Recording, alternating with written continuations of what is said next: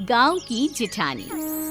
शांति अपने दो बेटों अर्नव और आरुष के साथ शांति से जीवन बिता रही थी, लेकिन शांति के पति सोहन से उसकी कभी कभार थोड़ी अनबन हो जाती थी। एक दिन शांति रोज की तरह सुबह का खाना बना रही थी, तभी दरवाजे की घंटी बजी। घंटी की आवाज सुनकर वो दरवाजे की ओर जाते हुए कहती है, अरे आती हूँ, कौन है? सब्र करो। शांति दरवाजा खोलती है तो देखती है कि उसके जेठ मोहनदास सामने खड़े होते हैं। वो सक पकाकर अपना घूंघट करती है और पैर छूकर कहती है, आइए आइए जेठ जी। कैसी हो शांति? जी मैं तो बिल्कुल ठीक हूँ, सब आपकी मेहरबानी है भाई साहब। शांति और मोहनदास की बातें सुनकर शांति का पति सोहन और उसके दोनों बेटे बाहर आ जाते हैं। अरे भैया राम राम, कैसे हो आप? राम राम भाई। अरे शांति, ऐसे खड़ी खड़ी क्या देख रही हो? चाय कॉफी कुछ लेकर आओ, भैया आए हैं। शांति तेजी से रसोई की ओर आगे बढ़ती हुई कहती है, अरे मेरी माँ, गेट खोलने के चक्कर में मेरे तो चावल ही जल गए। वो दौड़ी दौड़ी रसोई में जाती है और देखती है कि सारे चावल जल गए हैं। वो दोबारा चावल बनाने में लग जाती है। इतने में सोहन आवाज लगाता है, अरे शांति, तुम्हारे चावल का रोना खत्म हो गया हो तो चाय ले आओ। जी लाती हूँ अभी। शांति जल्दी जल्दी चाय बनाती है और मोहनदास को चाय देती है। सब एक दूसरे की खैर खबर पूछते हुए चाय पीते हैं। चाय खत्म होती ही मोहनदास शांति की ओर देखते हुए मजाक में कहते हैं, शांति, अब तुम्हारी चाय में दम नहीं रहा, अब हमें चाय बनाने वाली बदलनी पड़ेगी। ये कैसे मुमकिन होगा जेठ जी? घर और बाहर का सारा काम मुझे ही करना पड़ता है और कभी कभी जल्दी जल्दी के चक्कर में काम बिगड़ जाते हैं, जैसे आज चावल जल गए। अरे इसी का तो हल लेकर आया हूँ। मैंने रिश्ता देखा है अर्नव और आरुष के लिए। दोनों लड़कियां बहुत सुंदर और सुशील हैं। अगर आप दोनों इजाजत दें तो बात करूँ आगे। सोहन और शांति रिश्ते की बात सुनकर कहते हैं, अब ठीक है, बात चलाइए ना भैया, पर पहले लड़की के बारे में कुछ बताइए तो सही। हाँ हाँ भाई साहब, लड़की कैसी है, परिवार कैसा है, कहाँ के रहने वाले हैं? देखो, परिवार तो बहुत अच्छा है, पर वे दोनों लोग बहुत गरीब हैं। दहेज में कुछ मिलेगा नहीं। अरे हमें दहेज में कुछ चाहिए भी नहीं, बस लड़की संस्कारी होनी चाहिए। एक लड़की तो पढ़ी लिखी है और शहर की रहने वाली है, और दूसरी अपनी गरीबी की वजह से पढ़ न सकी और गांव में रहती है। लेकिन दोनों है बहुत खूबसूरत। अगर तुम सबको देखते ही पसंद ना आ जाए तो मेरा नाम बदल देना। हाँ, पर तो हम आके मूंद कर भरोसा कर सकते हैं भैया। आप आगे बात चलाइए, हम शादी करने को तैयार हैं। कुछ ही दिन में अर्नव और आरुष की शादी हो जाती है।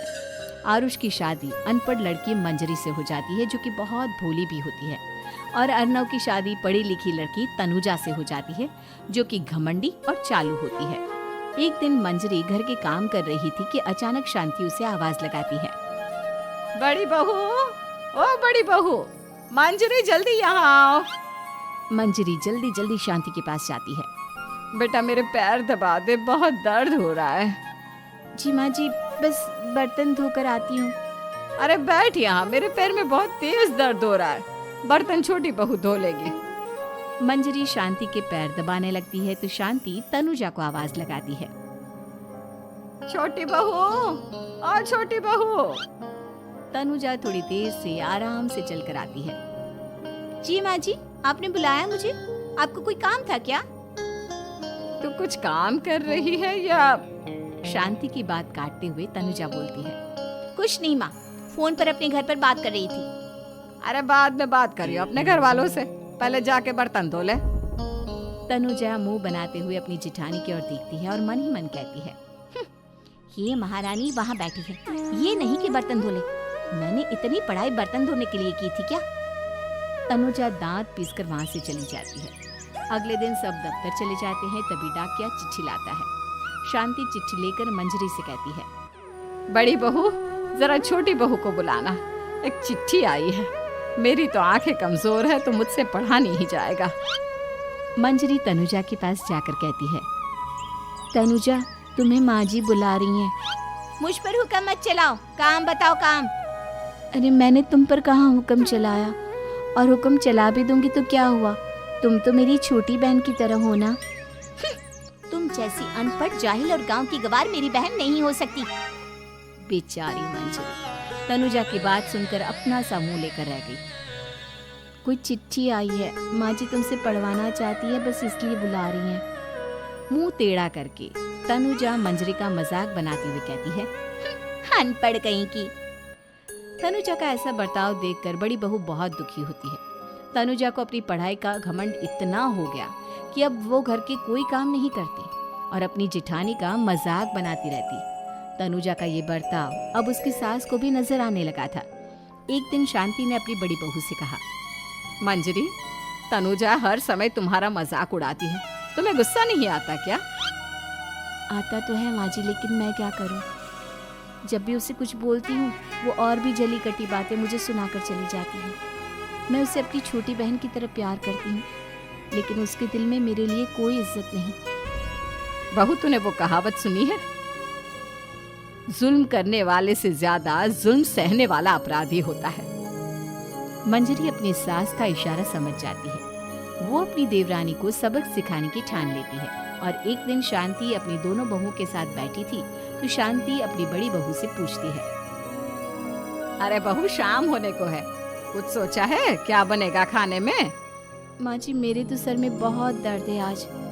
मेरी प्यारी देवरानी ही कुछ अंग्रेजी खाना बनाकर खिलाएगी।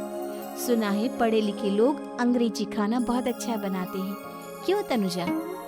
इतना कहकर मंजरी अपनी सास की ओर देखकर मुस्कुरा दी। तनुजा अपनी तारीफ सुनकर बहुत खुश हो गई। इतने में शांति कहती है, ये तो सच बात है छोटी बहू, ये तो मैंने भी सुना है। हम भी पक गए हैं बड़ी बहू के हाथ का खाना खा खा कर।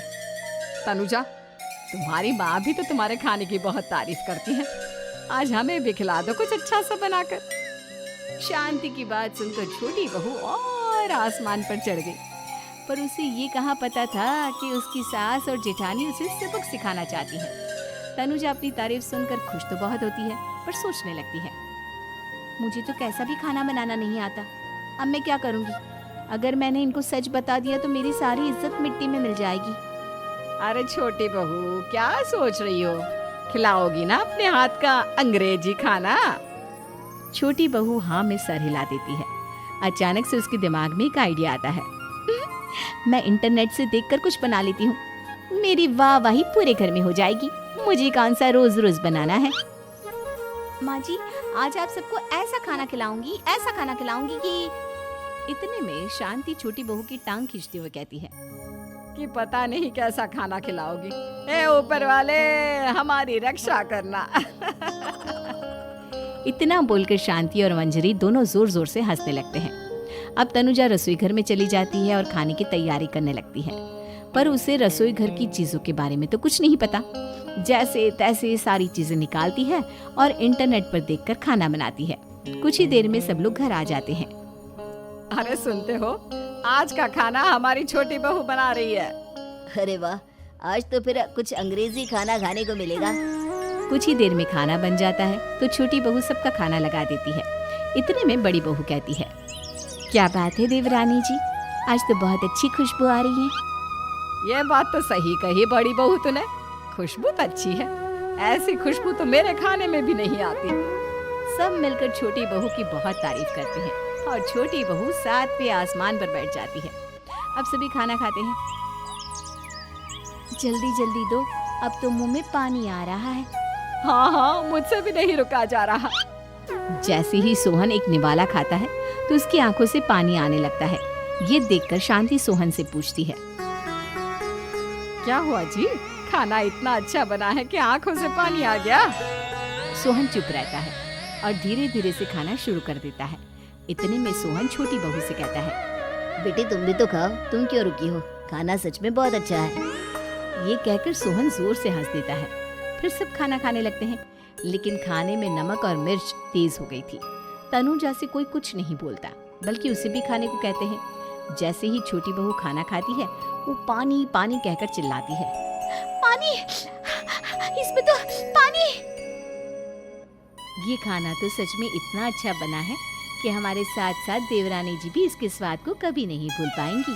सही कहा बहू। तनुजा को अपनी गलती का एहसास हुआ और उसने अपनी सास से कहा, माँ जी ये मेरी गलती नहीं है, इंटरनेट पर दिखाया था कि 4 चम्मच नमक और मिर्च डालने हैं। अब मंजरी को भी मौका मिल गया और उसने तनुजा पर तंज कसा। नाच न जाने आंगन टेढ़ा, हर जगह अपनी पढ़ाई दिखाती हो, दूसरों का मजाक उड़ाती हो। अब पता चला ना, हर चीज में पढ़ाई काम नहीं आती। और तुम तो शहर में रही हो, तुम्हें तो मुझसे भी अच्छा खाना बनाना आना चाहिए ना। बेटा, अगर तूने ठीक से सब सीखा होता तो आज तुझे शर्मिंदा नहीं होना पड़ता। बात शहर या गांव की नहीं होती।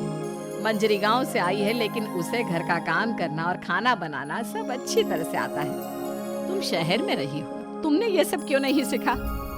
छोटी बहू सर नीचा कर सबसे माफी मांगती है और बहुत शर्मिंदा होती है। दीदी मुझे माफ कर दो, मैंने आपको बहुत बुरा भला कहा, पर आपने मुझे हमेशा ही माफ किया। आज मुझे अपनी गलती का एहसास हो गया है। अब दोनों बहुएं मिलकर घर का काम करने लगी और एक दूसरे को अपने गुण बांटने लगी। मंजरी ने अपनी देवरानी को खाना बनाना और घर का काम करना सिखाया, वहीं तनुजा ने भी अपनी जिठानी को पढ़ना लिखना सिखाया। शांति और सोहन ऐसी बहुएं पाकर बहुत खुश